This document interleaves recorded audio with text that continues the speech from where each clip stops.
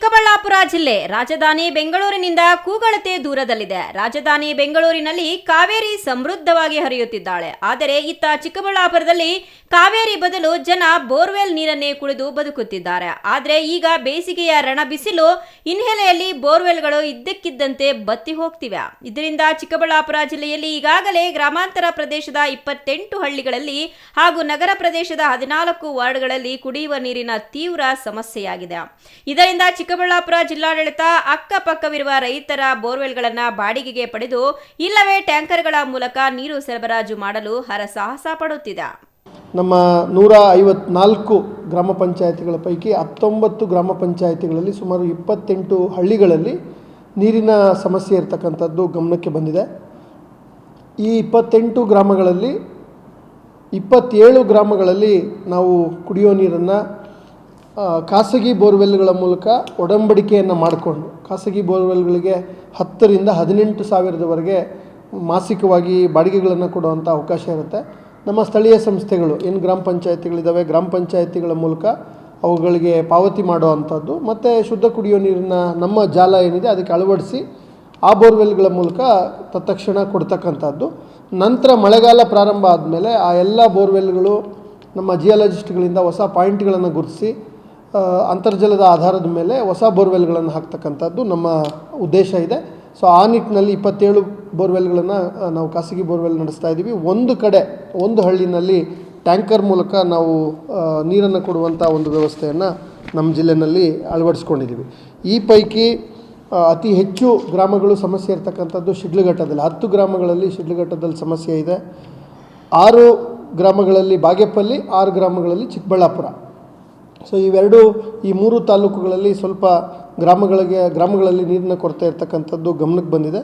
ನಾನಾಗಲೇ ಹೇಳಿದಂತೆ ಬಾಗೇಪಲ್ಲಿನಲ್ಲಿ 1 ಗ್ರಾಮದಲ್ಲಿ ಟ್ಯಾಂಕರ್ ಮೂಲಕ ಕೂಡ ನಾವು ನೀರು ಕೊಡ್ತಾ ಇದ್ದೀವಿ, 27, ಒಂದು 28. ಸೊ ಇದು ಕುಡಿಯೋ ನೀರಿಗೆ ಸಂಬಂಧಪಟ್ಟಂಥ ಇರ್ತಕ್ಕಂಥ ವಿಷಯ.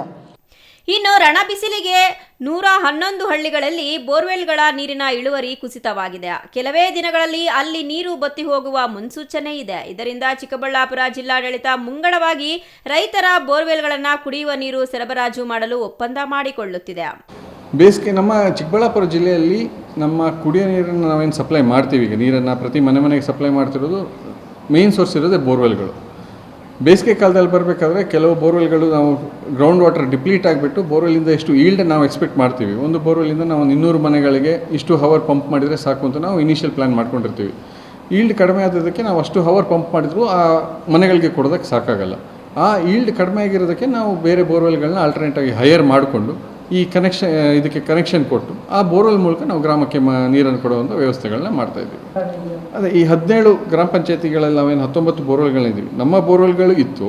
ನಮ್ಮ ಬೋರ್ವೆಲ್ಗಳು ಈಲ್ಡ್ ಕಡಿಮೆ ಆಗಿರೋದಕ್ಕೆ ನಾವು ಬೋರ್ವೆಲ್ಗಳನ್ನ ಹೈಯರ್ ಮಾಡಿಕೊಂಡು ಅವ್ರ ಮೂಲಕ ನೀರು ಕೊಡೋದಕ್ಕೆ ಈಗ ಸ್ಟಾರ್ಟ್ ಮಾಡಿದ್ದೀವಿ. ಶಿಡ್ಲಘಟ್ಟಲ್ಲಿ ಒಂದು ಪಂಚಾಯತಿಯಲ್ಲಿ 2 ಹಳ್ಳಿಗಳಲ್ಲಿ ಇದ್ದ ಬೋರ್ವೆಲ್ಗಳಲ್ಲಿ ಒಂದು ಬೋರ್ವೆಲ್ ಸ್ವಲ್ಪ ಕೆಟ್ಟೋದ ಕಾರಣ, ಪ್ಲಸ್ ಅಲ್ಲಿ ಬೋರ್ವೆಲಿಂದ ಈಲ್ಡ್ ಇದ್ದು ಕಡಿಮೆ ಆಗಿತ್ತು, ಕೆಟ್ಟು ಹೋಗಿತ್ತು ಕಾರಣ ಒಂದು ವಾರದಲ್ಲಿ ಸ್ವಲ್ಪ ನೀರು ಕೊಡೋದ್ರಲ್ಲಿ ಅಲ್ಲಿ ಸಮಸ್ಯೆ ಆಗಿತ್ತು. ತತ್ಕ್ಷಣವೇ ನಮ್ಮ ಟಾಸ್ಕ್ ಫೋರ್ಸಲ್ಲಿ ಆ ಬೋರ್ವೆಲ್ ರಿಪೇರಿ ಮಾಡಿಕೊಂಡು ಅಲ್ಲಿಗೆ ಕುಡಿಯೋ ನೀರಿನ ವ್ಯವಸ್ಥೆನ ಸರಿ ಮಾಡಿ ಕೊಡಲಾಗಿದೆ. ಅಂಥದ್ದನ್ನು ಎಲ್ಲಿ ಮುಂದೆ ಆಗುತ್ತೆ ಅಂತ ಆ್ಯಂಟಿಸಿಪೇಟ್ ಮಾಡ್ಕೊಂಡು ಎಲ್ಲೆಲ್ಲಿ ತೊಂದರೆ ಆಗುತ್ತೆ ಅದನ್ನು ಈಗಲೇ ಆಲ್ಟರ್ನೇಟ್ನ ರೆಡಿ ಮಾಡಿಕೊಂಡು ಯಾವುದೇ ಲಾಸ್ಟ್ ಮಿನಿಟ್ವರೆಗೆ ಕಾಯದೆ ಪ್ರೊಯಾಕ್ಟಿವ್ ಆಗಿಯೇ ನಾವು ಆ್ಯಕ್ಷನ್ ತೆಗೆದುಕೊಳ್ಬೇಕಂತ ಎಲ್ಲ ಇಒಗಳಿಗೆ ಎಲ್ಲ ಪಿ ಡಿ ಒಗಳಿಗೂ ಇದರ ಸಂಬಂಧ ನಾವು ಡೈರೆಕ್ಷನ್ಗಳನ್ನ ಕೊಡಲಾಗಿದೆ. ಇದೇ ಸಂಬಂಧ ಈಗ ನಮ್ಮ ಪ್ರಧಾನ ಕಾರ್ಯದರ್ಶಿಯವರು ಇದರ ಬಗ್ಗೆನೇ ಒಂದು ಮೀಟಿಂಗ್ಗಳನ್ನು ಈಗ ತೆಗೆದುಕೊಳ್ತಾ ಇದ್ದಾರೆ. ಸಮರ್ಪಕ ಶುದ್ಧ ಕುಡಿಯುವ ನೀರಿಲ್ಲದೆ ಕೆಲವು ಹಳ್ಳಿಗಳಲ್ಲಿ ಜನ ಟ್ಯಾಂಕರ್ ನೀರಿನ ಮೊರೆ ಹೋಗಿದ್ದಾರೆ. ಟ್ಯಾಂಕರ್ ಯಾವಾಗ ಬರುತ್ತೋ ಕಾದು ಕುಳಿತು ನೀರನ್ನ ಸಂಗ್ರಹಿಸಿಕೊಳ್ಳುತ್ತಿದ್ದಾರೆ. ಇದರಿಂದ ಒಂದೆಡೆ ಬಿಸಿಲು, ಮತ್ತೊಂದೆಡೆ ನೀರಿನ ಸಮಸ್ಯೆಗೆ ಜನ ಹೈರಾಣಾಗಿದ್ದಾರೆ.